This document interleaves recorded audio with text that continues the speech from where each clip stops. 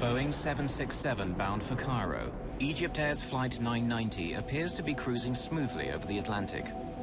The relief first officer Gamil El Batouti is alone in the cockpit, while the captain has gone to the washroom. But then the plane dips, plunging down.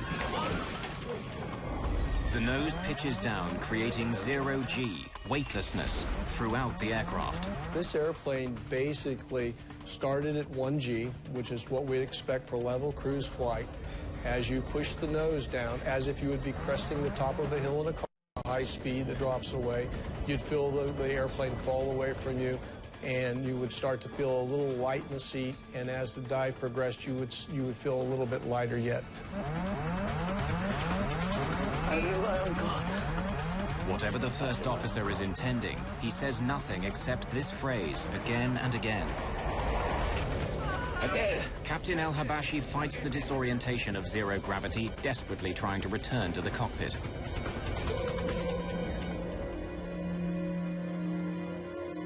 An American journalist living in France studied this flight extensively. 16 seconds after the dive began, when the airplane had gone into zero-G and into negative G and was at an extreme angle, the captain somehow made his way back into the cockpit. How he did that physically, I will never know. Warning signals indicate the dive is exceeding the maximum speed allowed for the plane, taking them to 99% of the speed of sound.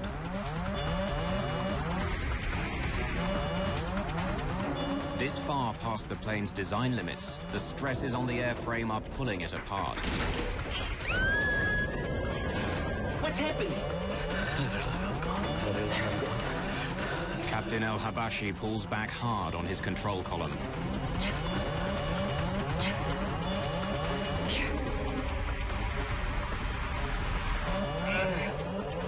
Then he tries to use the engines to power their way out of the dive by pushing forward on the throttles, but he gets nothing. What? Who shut off the engines? Desperate, the captain deploys the speed brakes, panels standing up from the wings in an effort to slow the dive.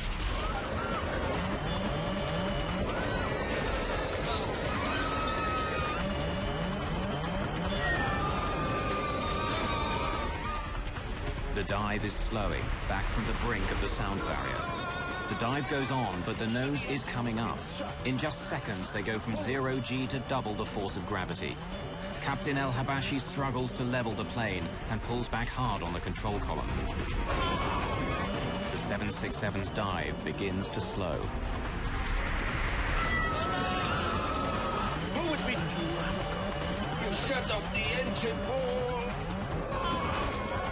In seconds, the engines stop and the power goes off, plunging the aircraft into darkness.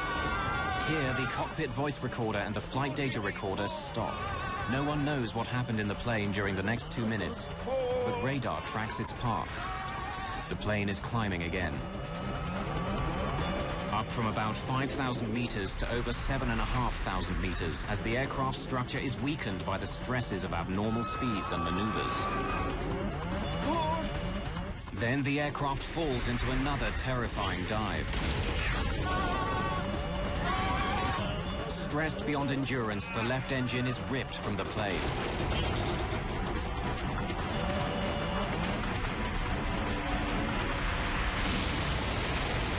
EgyptAir 990, New York Center.